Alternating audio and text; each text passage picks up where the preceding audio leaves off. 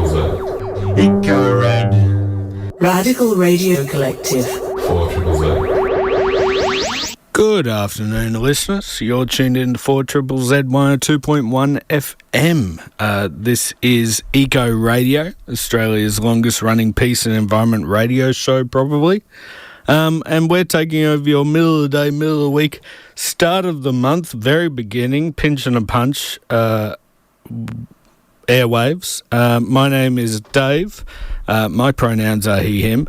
And I want to start off by acknowledging and paying my respects to the custodians on the country in which we broadcast. We're located in the city Mungin or Mianjin on Turrbal Yarrabilba land. I also want to acknowledge and pay my respects to all Aboriginal and Torres Strait Islander people who are listening in today. Our radio waves reach Cubby Cubby and Unibara country in the north, Waka Waka country in the west. In the east, we pay our respects to the Quandamooka people, and down south, we reach the Commonwealth, Nagarrawal, Mununjali, Yarrabilba, Yugambeh, and Bundjalung countries. Thank you to No Idea for another wonderful show. Big thank you to Max there. Just absolute stunning performance on ending the show on time again. I don't know how he does it. I struggle, as I'm sure you'll find out later. But today on the show, I've actually got a pretty jam-packed one for you, whichever jam you like to choose. We are talking to Dr Ken Wishaw about the Sunshine Coast Hinterland Dark Sky Reserve. We'll be talking about its impacts on us and the environment. Not that we're separate, we're all connected. Then later in the show, I'll be talking to Dr Olaf Meynecke about the Gold Coast Whale Festival, Humpbacks for Highrises, and whales and climate change, all different projects that he's involved with. So that's going to be super interesting. But before we get into that, the state government has been busy destroying more public land at the Yarrabilba Common without notice or community consultation. Fences were erected and bulldozers were brought in. Several garden protectors were arrested. This land will now be developed for luxury riverside homes. If you want to know more about that, Andy Paine captured interviews and the tense standoff between a community garden and developers. If you want to hear that, you can listen back to his report that was played yesterday on Brisbane Line. But if I do have any time, if I have 7 minutes free, I will play it for you today. I just don't think I've got enough time. So let's get into it all. Lynn, you're listening to 4ZZZ Eco Radio.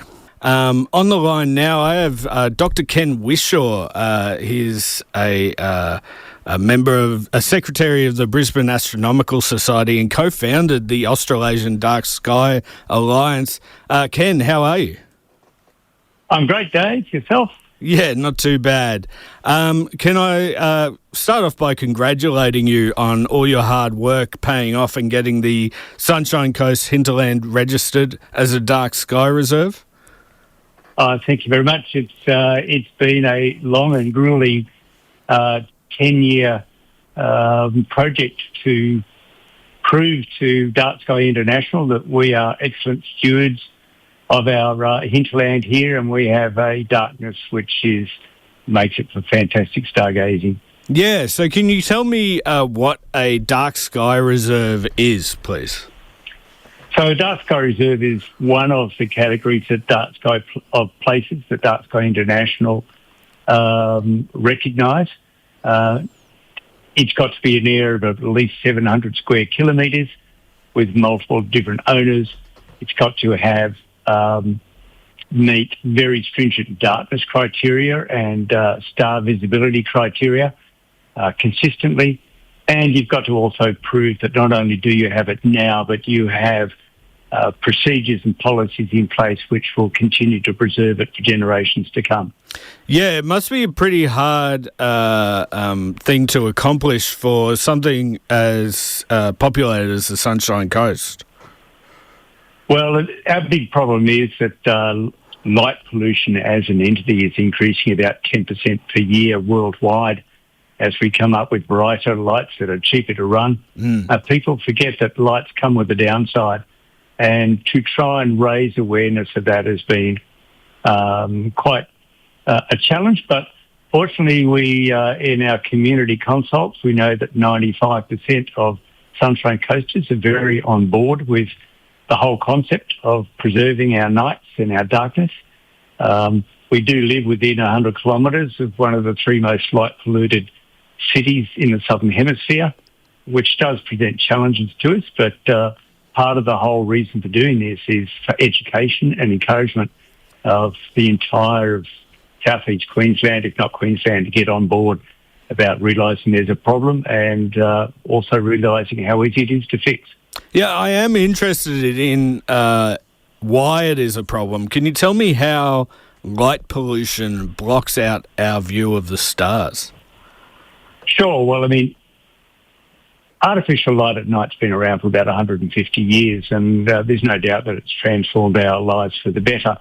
And what we're not about is trying to force people to live in the gloom, but it's just simple things that people don't think about. Don't shine your lights up into the sky, just show them where you need them. Turn them off when you don't need them.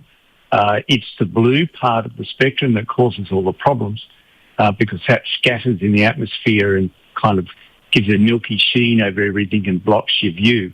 Right. So using warm lighting at night is very important. And so those simple things, if we just actually think, well, there is a downside to all these lights I'm using, it becomes quite easy just to apply those simple rules and the problem disappears at the speed of light. Right. So it is pollution. It locks onto our atmosphere and prevents us from seeing beyond it.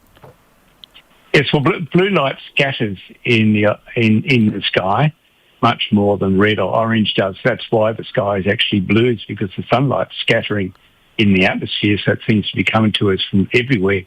And the same is in the reverse. When you shine it up from the bottom, it scatters all over the place, causing this haze. But it's also a problem, not just what's happened to the stars. This has an enormous negative impact on our ecosystem and even on our own health. Yeah, right. Can you tell me about what the Dark Sky Reserve means for plants and animals? Yes, well, light-polluted skies do have a problem with lots of wildlife. A third of our plants in Queensland are actually pollinated at night by microbats, by moths, by possums and all these sort of things. And if because of the light that they are either fractionated or they're hiding or they're being unfairly predated upon, a lot of that pollination doesn't occur. And we have quite a few species up here that are critically endangered purely because of the problems of light pollution causing predation or disorientation. Yes. I know turtles are particularly affected by light when they're hatching. Does the Dark Sky Reserve in the hinterlands help with coastal turtles as well? It doesn't help directly, but it indirectly it does. First of all, it raises awareness that this isn't a problem just for the hinterland. The Sunshine Coast Council has always been very proactive about turtles for decades, and kind of it's helped define exactly what lights are good and what lights are bad in terms of disorientating turtle hatchlings. And because the council were already into kind of light pollution as an entity, it made it easier for me to actually convince them that, we can be doing something inland as well as out on the coast. Lights up to about 20 kilometres inland do affect turtles, and that's largely because they reflect off clouds. And even light reflecting off an inland cloud is enough to actually disorientate turtle hatchlings. I've seen this myself. It is quite amazing to see a cloud drift over an inland light area and watching hatchlings actually turn around and head towards the cloud rather than out to sea. Yeah, right. That is, that would be quite a confusing thing if I saw a light moving, if I was a baby turtle who just hatched. What are the health impacts of artificial light for us, though? Most people are aware of kind of the fact that sleep disturbance is an issue, but in fact, there are much more severe issues because particularly, again, it's the blue light that interferes with our hormone called melatonin. And when we have our melatonin cycles interrupted by blue light at night, melatonin is an ancient hormone that affects so many different things, everything from sleep disturbance, diabetes, cancer protection, in particular things like breast cancer, and it just goes on and on. There's about 25 different severe health effects due to excess blue light. So latest big studies of 88,000 people show that on average, if you live in a high light pollution area, your life expectancy is decreased by about 5 years. Right. I would like to let everyone know that you're not just a astronomer, you're also a medical doctor. That's correct. Anaesthesia and intensive care and military medicine is my background. Yeah. Within the Australasian Dark Sky Alliance, which is the chief advisory body to all levels of government in Australia, I'm kind of the health impacts expert. And if people want to know more about the health impacts on the Australasian Dark Sky Alliance website, there is actually a video lecture I did about a year ago, which details all these health impacts. All right. How can other communities and other areas become dark sky reserves? So to become that, first of all, we've got a couple of things going. Dark Sky International, who actually proclaimed our reserve, does have all the applications of all reserves and parks in the world freely open for people to see the applications, to see what the guidelines are and how to go about it. And that includes what we've done here. Our application and our lighting management plan on how we manage our lights is freely available for anybody to emulate, and we would love to support other people to do it. We also have a very proactive Queensland government at the moment who have made creating other dark sky parks and reserves in Queensland a very high priority under their Destination 2045 program for ecotourism. And that is worthwhile having a look at. Yeah, I imagine that includes Mon Repos up outside Bundaberg there. Yes, and we're fortunate that our Minister for Environment and Ecotourism, Andrew Powell, his electorate is actually within the Sunshine Coast International Dark Sky Reserve, and he is a very staunch supporter of the dark sky movement here in Queensland. Okay, and people can find out more about the Dark Sky Alliance by, I guess, going to the Australasian Dark Sky Alliance webpage. Thank you very much, Ken. Sorry, go ahead. Yes, and don't forget to also have a look at the Sunshine Coast Council, Dark Sky, just search for that, and you'll find out all the details about what we've been doing up here. Yeah, totally. And go up to the Sunshine Coast Hinterlands and see the dark skies for yourself. Please do. You're all welcome. All right. Thanks very much, Ken. My pleasure.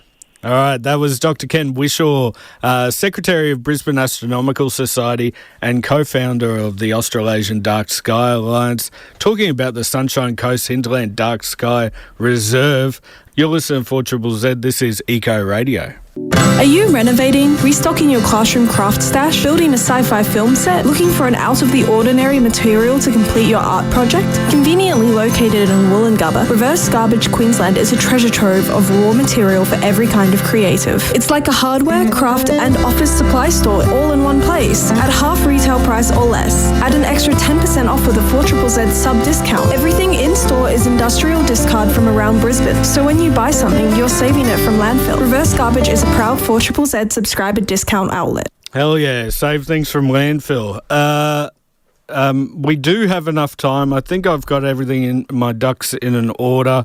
Let's go to Andy Paine talking about the Yarrabilba Commons being fenced off and potentially destroyed. This is Andy Paine for 4ZZZ. The last 2 days have been full of drama at the Yarrabilba Commons, a much-loved community garden in West End.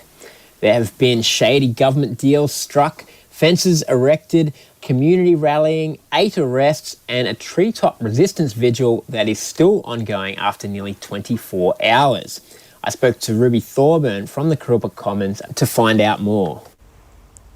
The Kurilpa Commons is a common farm that was established during COVID, and basically the idea was to have a place in the community where people can come together and make decisions about the way that they're working together on the land, about what types of food they're growing, but also about the types of values that they want to foster together, and the types of events and things that they want in that space. So really, I think in some ways, while it's functioning as a community garden, the kind of bigger project is about direct democracy and using those gardens as a vehicle of making decisions in a different way, or kind of challenging the logic of capitalism. Yesterday we got a notification from one of the neighbours in the morning that there had been fencing erected all around enclosing the commons, and that there were heavy machinery on site, and that they'd started to put up permanent fencing. It was discovered that the land the Kurilpa Commons is on had been transferred from the Department of Main Roads, who have left it vacant for over half a century, to the hands of Economic Development Queensland, a body designed to sell off government assets for private development. This, it seems, is part of an ongoing trend from the current Queensland government. On the site yesterday, it was local councillor Trina Massey. So Trina, can you tell us what's happened today? Well, EDQ has taken over the TMR land. EDQ is selling the land to developers and to the highest bidder. And what they've done is they've decided to come in, fence it up from community, noting that this is public land. It's all about backroom deals with developers. So it has been a campaign of yours about the state government selling off public assets, eh? Yeah, there's been, ever since the announcement of the sell-off of the Visi site last November, the state government, there's sites across Brisbane and Northgate, down in Logan, also in the city. All of this is going to get sold off. The state government is purposely selling off public land, and they're doing it right in front of us, and we cannot let that happen. Public land belongs in public hands. But the local community was not going to give up the commons easily. A crowd of supporters gathered, and a group of people took their resistance to the point of physical disruption of the machines. Hands off Kurilpa Commons! Hands off Kurilpa Commons! Hands off Kurilpa Commons! Hands off Kurilpa Commons! And so a few people got down there and tried to resist early in the morning, and they were given move-on orders. Since then, we've seen people from the nearby community coming together and rallying out the front of that fencing. And at about 1 o'clock or 1:30, we had a meeting with people who were there and decided that we wanted to resist by getting onto the land and trying to disrupt the work however possible. So we broke through the fences, climbed over them, and started walking around the commons, and some people climbed up trees and other people linked arms and tried to defend the space as best as they could. You were one of the people in the trees, Ruby. How long did you stay up there for? From that time till about 9 o'clock at night. Yeah, it's a full 8-hour day, and Shirai has been up there almost for, 20 hours or something. Shirai is still up there now. And why do you think it's important that the commons is defended?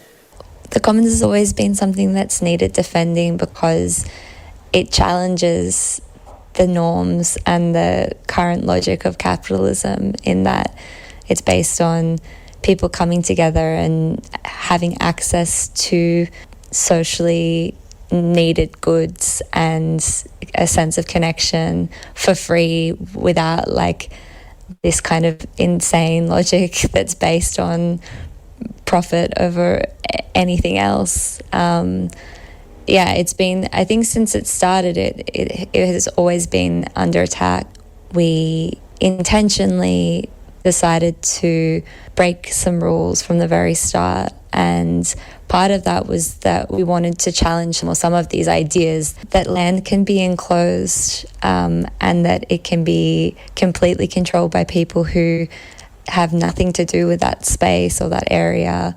And a big part of, I guess, the ongoing resistance of the commons has been to challenge this concept of enclosure and to challenge this idea of this constant appropriation of land, the constant kind of like privatization of land and removal of people from that place. So I think in a time where people are being constantly pushed further and further out of this city particularly, but so the places where they live because of renting and the renting crisis, it's really important to have places where people can actually feel a sense of connection to a community. And I think the Kurilpa Commons, for so many people who have been there, would be able to say that it's actually one of the only places that feels like it belongs to the community.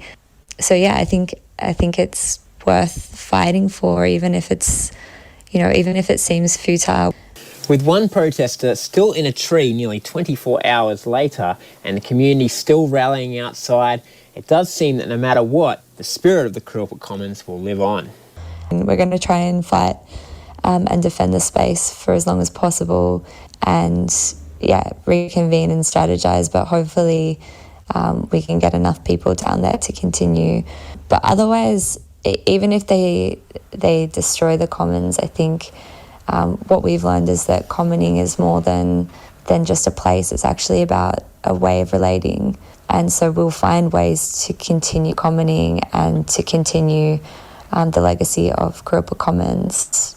What do we do when we love something and it's going to be destroyed? Stand up, fight back! What do we do? Stand up, fight back! That was Andy Paine's report about the Kurilpa Commons from yesterday. I believe no protesters are in trees anymore. If you want to get up to the date information about the Kurilpa Commons, you can either follow social media or go down there. It's 250 Boundary Street West End and see what they are doing. You're listening to 4ZZZ Eco Radio. On the line I have Dr Olaf Meynecke, founder of Humpbacks and Highrises. Olaf, how are you doing?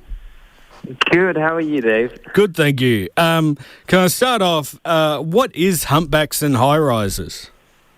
Yeah, so the name is a bit catchy. It's about humpback whales, and we called it Humpbacks and Highrises because we've got these beautiful animals, the humpback whales, right next to the high-rises on the Gold Coast. And this is where we started. We're active in Southeast Queensland, so we also have volunteers on the Sunshine Coast, and we are monitoring mostly humpback whales. Yeah, and what is happening this Saturday on the Gold Coast? Yeah, so for a few years now, we are running a whale and ocean festival to celebrate the whales passing by our shorelines and, of course, also the beautiful ocean that we all depend on so much. And so the Whale and Ocean Festival at Burleigh at Justin's Park happens on the 4th of July. We start at 9:30, and it's about 25 stalls. We invite NGOs, the local organizations that are involved in protecting the ocean or running volunteer groups that are involved with ocean conservation. And there's also stalls that display, some of their ocean-related artwork. So it's all about the marine environment. And we've got scientists talking about turtles and dolphins and whales and their research that they're doing. We've got some amazing researchers that are giving up their time to present some of their work that they've been doing in the past. And everything is related to our local environment as well. And we also have amazing local artists. Some of them have been coming every year, and they're just wonderful musicians who are just also coming to give us some of their time and play some of their amazing music. So it's a family-friendly and free event that everyone can just come to, stroll along, have a look, enjoy the music, listen to the science talks, and just just learn a little bit more about our marine environment. Yeah, it sounds like it's going to be a great day out. Humpbacks for Highrises, it monitors the whale migration down the coast. Obviously, that's easier to do if you've got a apartment high up in the high-rises. Australia banned commercial whaling in 1979. What has happened to the whale population since then? Well, so of course there has been, the whale ban was mostly due because people ran out of whales to hunt, and the humpback whales definitely had come back. The 80s, 90s really had low numbers, only a few hundred, but then from the 2000 onwards, the population really started to increase in numbers, with about 10% increase every year. And I think, the latest estimations are somewhere around 40 to 50,000 on the East Coast. So the number of humpback whales have certainly come back, and to probably the original population that we used to have before whaling. Other whales have not come back so much, like southern right whales still have only a few thousand, and certainly not to the original numbers that we had before whaling. So it really depends on the species. But humpback whales, they're generalists. They also have very different ways of feeding and strategies to basically survive, so they can also reproduce a little bit faster than the other large whales. Right, so humpbacks are a more resilient whale. How come the other, like southern right whales, haven't come back in populations? Yeah, so they are quite specialized in terms of what they feed on. So southern right whales are very focused on krill. They usually do not feed on fish, and they also don't do socialized feeding. So humpback whales can join up with other humpback whales to learn new strategies of capturing either fish or krill. They also tend to go to different waters. So while, of course, humpback whales also go to Antarctica, but you know that they're feeding in Australian waters. So they are able to adapt a lot better and faster to environmental changes, and seem to be handling some of the environmental pressures just a bit better than whales like southern right whales or even blue whales. They are a bit more specialized in what they need, and of course that sometimes can lead to problems, just not getting enough food. Oh, okay. You also are a part of a project, Whales and Climate Research. What is happening with the warmer water levels to whales? Yeah, so we're seeing, as part of our Whales and Climate Research program, which is connected to international research groups, and we're supporting researchers in South America and South Africa, and we've been looking at the different whale populations in the southern hemisphere for the last 6-7 years, actually.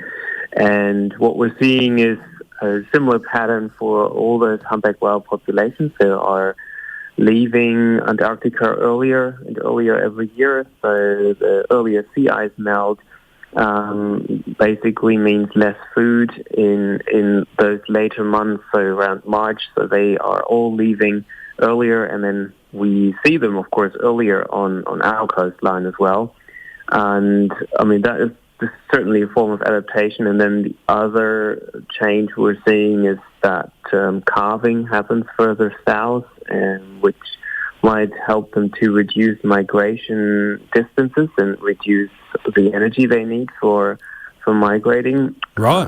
And we're seeing, and the other thing that we're seeing is feeding, so mass feeding in South Africa, but then also we've had mass feeding in Australian waters, so adapting to food shortages, and then starting to feed elsewhere that hasn't been seen before. So these are really interesting changes and behavioral changes that we're picking up through our research. Right. So does that mean that possibly in the future we're not going to see the migration of whales that we see now?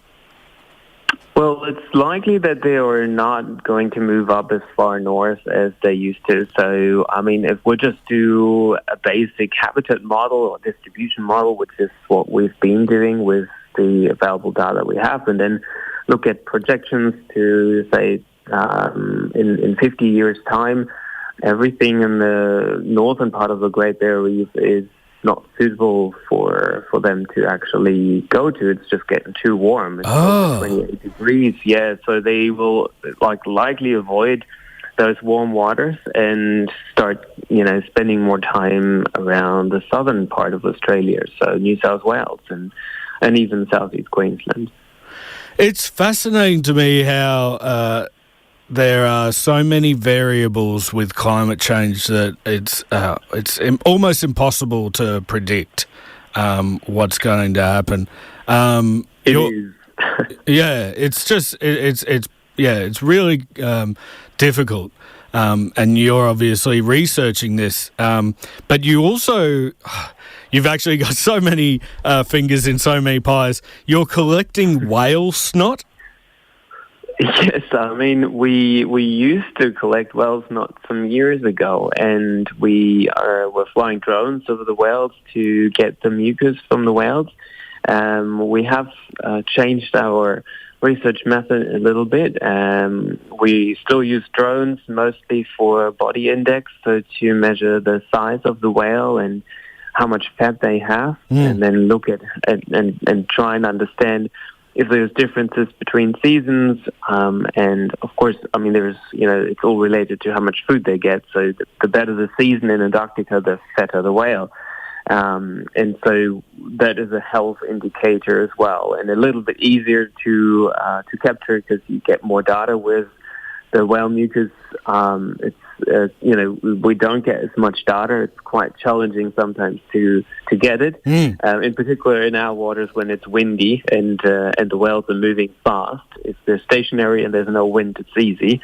So we kind of shifted a little bit, and then we're also getting skin samples as well as another indicator for health, and that's also a bit easier to collect, and we just get more samples. That's really important. Well, I'm sure you're going to be talking about all of these things at length at the Whale Festival happening on the Gold Coast. Can you tell people again when it is and where it is, please? Yes, absolutely. So we're going to have the Whale and Ocean Festival at Burleigh at Justin's Park this Saturday on the 4th of July, starting at 9:30. And we've got musicians and scientists, and we've got lots of stalls. So it's a family-friendly and free event that everyone can come to. Fantastic. Whales are infinitely fascinating to me. So, I'm so glad that more people can get out and listen to the science talks. Well, thanks so much for sharing the message. And, I'd love to talk again. Absolutely. That was Dr Olaf Meynecke, founder of Humpbacks and Highrises. There's the Whale Festival happening on the Gold Coast this Saturday. You're listening to Eco Radio on 4ZZZ. They tried to bury me.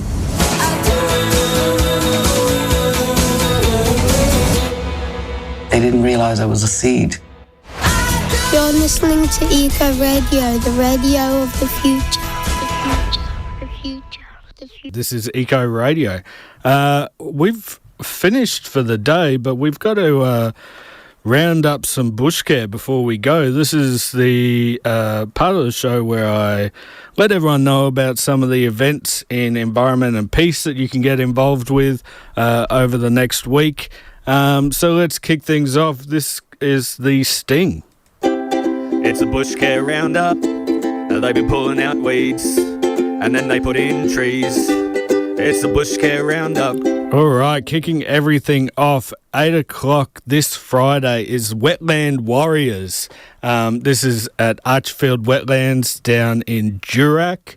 I imagine it's going to be bushcare related instead of warrior related, but go down there and check out. Saturday, the 4th at 9:30 a.m. We talked to Dr Olaf Meynecke, about the Gold Coast Whale and Ocean Festival. That's happening 9:30 on Saturday at Justin's Park, Burleigh Heads. At 1 o'clock, you can go to the Repair Cafe in Beenleigh, get all your things repaired, bikes and radios and all sorts. That's at the Beenleigh Neighbourhood Centre. At 3 o'clock, you can go to the Yarrabilba Community Garden Working Bee. That's Shore Street Oval in Yarrabilba. On Sunday the 5th, you can go at 8 o'clock to the Planting Day for Frogs. That's the Suttling Street Bushcare group. That's in Chapel Hill. At 8 o'clock as well, you can go to the Tennis Avenue Bushcare Working Bee. That's Tennis Avenue in Ashgrove. At 8:30, you can go to the Anstead Bushland Reserve Working Bee. That's in Anstead. At 9 o'clock, you can go to the Friends of Plunket Conservation Park Bushcare Working Bee. That's in Cedar Creek. And also, we got a text in from Louisa about the Yagara Brisbane NAIDOC event. They are in need of dancers and musicians to help out at the Botanical Gardens. That's this Sunday, the 5th of July at 10 a.m. To 5 p.m. They're in need of volunteers, so please get in contact with Louisa or find them online. It's the Yagara Brisbane NAIDOC event happening at the Botanical Gardens. And on Monday at 18:30, you can go to the All Things... Oh, that's 6:30 for everyone out there. You can go to All Things Platypus event. That's an evening with Dr Tamiel Brunt. That's happening at Chapel Hill. And that's everything we've got for you today. We're going to send you over to the feedback loop with Sophie and Emmy. Just one of them today. But thanks so much for listening in. Please stick around. The Feedback Loop is a great show, and they start every show off with a Smashing Pumpkins song. And today I'm going to guess which song they are going to play. Maybe they will play Tonight Tonight by the Smashing Pumpkins from their album Melancholy and the Infinite Thing. I'm not a huge knower of all things Smashing Pumpkins, but hopefully they play that song. That's my guess for today. That's all I have for you. Thank you so much to my guests today, Dr Ken Wishaw, who is the co-founder of the Australasian Dark Sky Alliance. We talked about the Sunshine Coast Hinterland Dark Sky Reserve and the beneficial aspects of that with our environment, pollinators, and even ourselves. He mentioned our own health benefits. And then we also talked to Dr Olaf Meynecke, the founder of Humpbacks and Highrises, about his work monitoring humpbacks and the migration down our east coast. Don't forget the whale festival happening this Saturday. And also I played a report by Andy Paine about the Kurilpa Commons being destroyed for actually more high-rises. Probably not as high as on the Gold Coast, but still they won't be affordable. They will be luxury for the rich, and that's our state government getting rid of more public land. So, yeah, that's everything I have for you today. Please, everyone, be kind to each other, and I hope you've enjoyed our show. Thank you so much for listening in. This has been Eco Radio. Eco Radio. Radical Radio Collective. 400.